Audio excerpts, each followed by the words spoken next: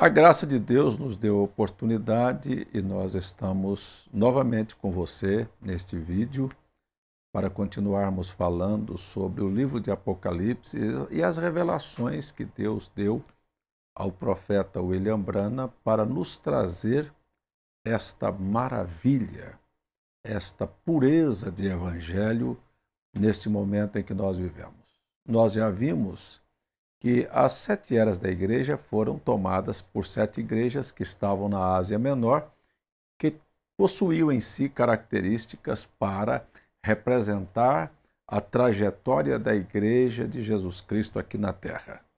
Nós vimos que a primeira era, a era de Éfeso, foi um modelo para todas as demais igrejas. O padrão sempre foi e sempre será a igreja do primeiro século, a igreja de Pentecostes. Isto é uma coisa inevitável. Está na Bíblia para que eu e você possamos nos adequar a esta situação e não esta situação se adequar a nós. Nós queremos lembrar que a era de Éfeso ela tinha um objetivo. O povo e os crentes viviam a expectativa da vinda do Senhor. Eles não viviam senão na expectativa de que Cristo poderia voltar a qualquer momento. Mas a conquista que começou lá em Éfeso foi exatamente alguma coisa que começou a chamar a atenção da igreja para outro objetivo. Por isso, Éfeso é chamado de almejado e relaxado. Começa no espírito, termina na carne. Começa com uma visão, perde o foco da visão. Então, isto é ter um alvo e se relaxar. Depois nós voltamos para o objetivo da instrução de Deus e do aviso de Deus que a igreja deveria continuar repudiando a ideia de homens e continuar seguindo a liderança do Espírito. Nós já vimos que seguir a liderança do Espírito é manter-se com a palavra. Isto é inevitável. E chegamos à parte final, porque todas as eras carregam em si as mesmas observações. Deus sempre vem, faz um elogio, depois você vê ele fazendo a análise do que o povo estava vivendo e depois prometendo uma recompensa. A recompensa para quem é fiel e para quem vive sempre será a mesma. Aqui é tratado de aquele que vencer, comer da árvore da vida, ou seja, usufruir do fruto da vida eterna.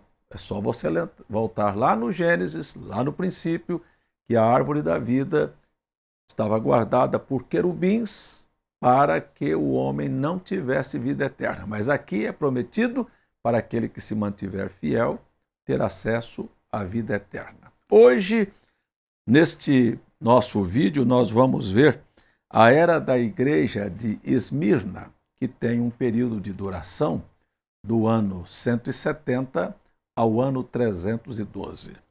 É descrito assim: ao anjo da igreja que está em Esmirna, escreve: isto diz o primeiro e o último que foi morto e reviveu. Olha só, conheço as tuas obras. Isto é um elogio ou é uma crítica? Para aqueles que estão vivendo corretos, é um elogio. Para quem está vivendo uma vida desordenada, e ele vem e diz: conheço tuas obras.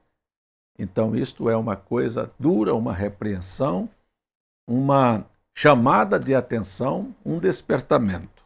E ele disse, então, que ele conhecia as obras e conhecia as tribulações e pobreza, mas que eles eram ricos. Não é? E a blasfêmia dos que se dizem judeus e não são, mas são sinagogas de Satanás. Se você olhar historicamente para este fato que está aqui, que não deveria ser olhado de maneira histórica, mas este livro, lembremos do verso 3 do capítulo 1, é um livro de profecias. Então, se aconteceu lá, era uma profecia que deveria todos nós tomarmos cuidado com aqueles que se dizem judeus. Ponto. O que isso queria realmente dizer? Queria dizer que há muitos que se postulam como sendo os primeiros, os donos, os que sabem, os anciãos, os eleitos, os que são donos da verdade. Prestem atenção que nem sempre foi assim. Eu gosto de Paulo, na primeira era, que disse que quando se converteu, não foi a Jerusalém buscar a experiência daqueles que eram antes dele, apóstolos em Jesus Cristo. Por isso ele afirma que o evangelho que ele aprendeu não era segundo os homens, e nós já vimos que nicolaísmo é exatamente isto. São aqueles que caminharam, viveram, andaram, comeram com alguém que é de suma importância, é que se auto-intitulam como as pessoas cabeças. Aqui estavam os judeus. Nós somos a descendência, a semente, os eleitos.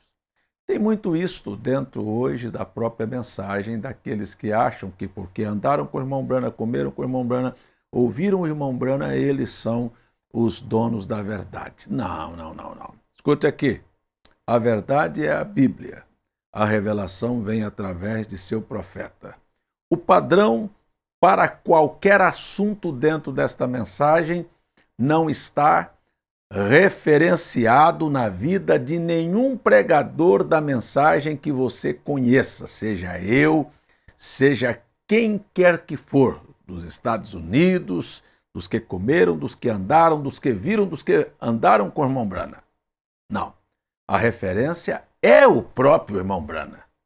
É como ele viveu, é como ele agiu, é como ele pregou, é o que ele ensinou. Mas isto tem sido uma coisa que tem sido mal feita, mal interpretada, e nós temos muitos, então, que se tornaram esses cabeças. Isto é uma amargura. Isto é, novamente, aqui, uma mistura que nasce em Esmirna, que vem trazendo dores. Ao invés de trazer alegria, trazem dores. A era da igreja de Esmirna é uma época em que houve uma perseguição muito grande para os cristãos. Aqui é denunciado, porque neste período viveu o imperador Diocleciano, do ano 302 ao ano 312, foi um período de muitas batalhas, de muitas dificuldades, de morte. E aqui o Espírito diz que eles teriam uma tribulação de 10 dias, que na verdade, figurativamente, estava representando 10 anos. E Diocleciano, aquele imperador, do ano 302 ao ano 312, ele massacrou. Foi o dos mais perversos imperadores que Roma possuiu. Mas havia uma promessa para aqueles que se mantessem fiéis. Agora você vai ver que quando nós falamos de perversidade, estamos citando um elemento humano aqui, perverso, que perseguiu, que matou. Você deve notar que ali era uma morte física, que os cristãos estavam lutando contra ela, mas o espírito que estava movendo o imperador Diocleciano, este mesmo espírito move hoje outras pessoas para promover morte. Você sabe como é que se mata? Há muitas maneiras de se matar. E agora você sabe que o diabo veio para matar, roubar e destruir. E se há uma coisa que ele tem procurado fazer, é matar esta verdade. É levar as pessoas a estarem inseguras e desistirem de permanecer com o padrão. Gente, deixa eu dizer para você, o padrão nunca pode ser adulterado. Olha aqui para Paulo. Ele enfrenta a morte de maneira fria. Disse, onde está a morte, o teu agrilhão? Onde está o inferno, a tua vitória? Você também deve enfrentar a morte assim, desta maneira. Dizer, eu vou ficar com o que o profeta falou. Eu vou permanecer fiel à palavra. Eu não vou sair do padrão para viver o que você está querendo me fazer viver.